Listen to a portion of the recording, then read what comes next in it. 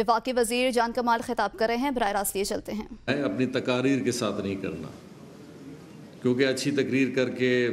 لوگوں کو مطمئن کر کے پھر کچھ عرصے بعد آنا یہ بڑا آسان کام ہے، لیکن اصل چیزوں کو مد نظر رکھتے ہوئے صحیح طریقے سے ان کو ایڈریس کر کے اور صحیح پلیٹ فارمز پہ اور صحیح ڈیسیجن میکرز کے سامنے رکھ کے ان کو حل کرانا ہی پھر ہماری کامیابی ہوگی۔ ان حالات میں بہت سنگین حالات ہیں اور خاص کر بزنس کمیونٹی کے لیے بہت زیادہ سنگین ہے، جہاں پہ ہم بار بار اس چیز کی بات کرتے ہیں، کیونکہ ان پچھلے 4 سال میں پاکستانی بزنس کمیونٹی نے بڑا ایک ٹف ٹائم دیکھا ہے۔ اس کی شروعات آپ کہہ سکتے ہیں کہ کووڈ سے ہوئی، جہاں گلوبل ایفیکٹ آیا لیکن پاکستان میں بھی اس کا ایک بہت بڑا اثر آیا۔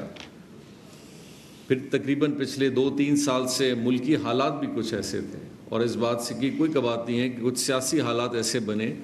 جنہوں نے اس پورے انوائرمنٹ میں ایک مسٹرسٹ بھی کریٹ کیا اور انسٹیبلٹی بھی کریٹ کی، اور ان چیزوں کی وجہ سے یہاں کا تاجر بھی متاثر ہوا، لیکن جن لوگوں کا ٹرسٹ پاکستان پہ ہے اس پہ بھی ایک بہت بڑا فیکٹر آیا۔ پھر الیکشن کا دور آیا، تو یہ پچھلے 3 سال سے مسلسل ایک ایسے ماحول کے اندر ہم رہے ہیں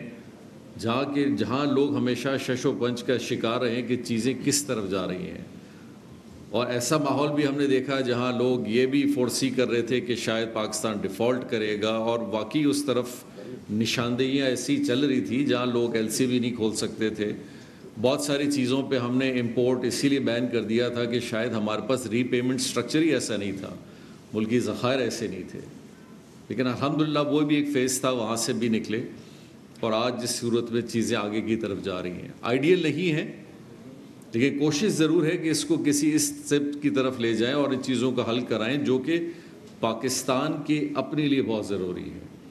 ہماری بزنس کمیونٹی کے لیے ضروری ہے، اور یہاں پہ 25 کروڑ عوام جو رہتی ہے، روزگار کرتی ہے، ان سب کے لیے بہت ضروری ہے، لیکن ماحول بھی ایسا ہے کہ جہاں